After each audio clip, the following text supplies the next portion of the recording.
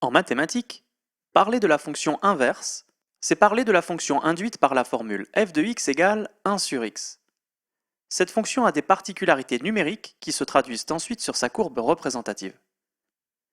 Calculons d'abord l'image de quelques valeurs de plus en plus grandes pour x. L'image de 1 est 1 sur 1 qui vaut simplement 1. L'image de 2 est 1 demi qui vaut 0,5. L'image de 3 est 1 tiers qui vaut environ 0,33. L'image de 4 est 1 quart qui vaut 0,25. L'image de 5 est 1 cinquième qui vaut 0,2. L'image de 6 est 1 sixième qui vaut environ 0,17, etc.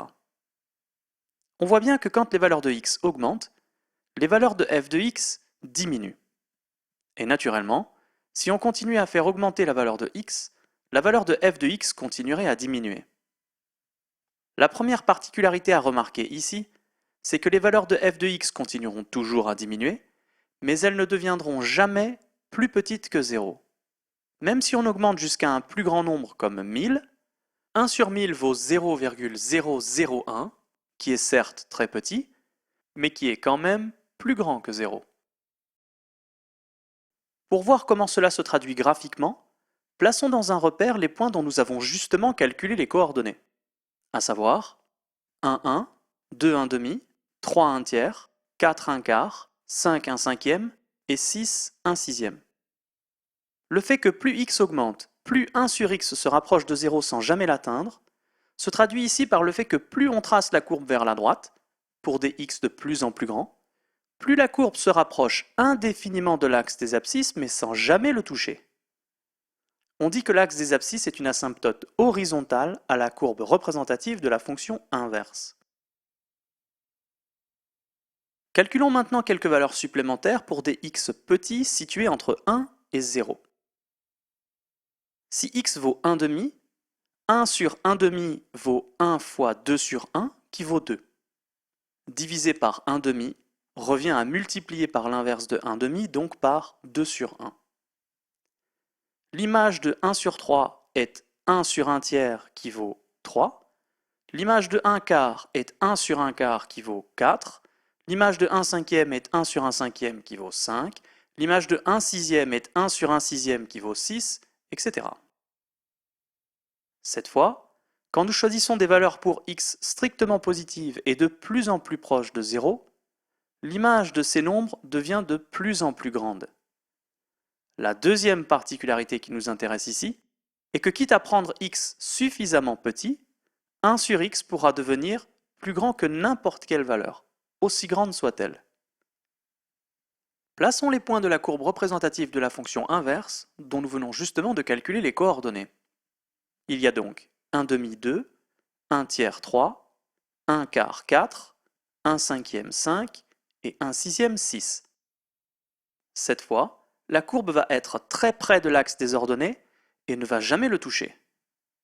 On dit cette fois que l'axe des ordonnées est une asymptote verticale à la courbe représentative de la fonction inverse.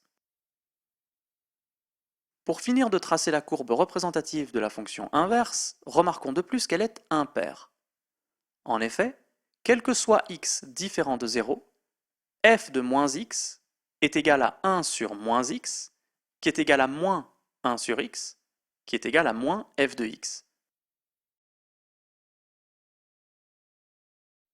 On a donc f de moins 1 qui vaut moins f de 1, f de moins 2 qui vaut moins f de 2, f de moins 3 qui vaut moins f de 3, etc.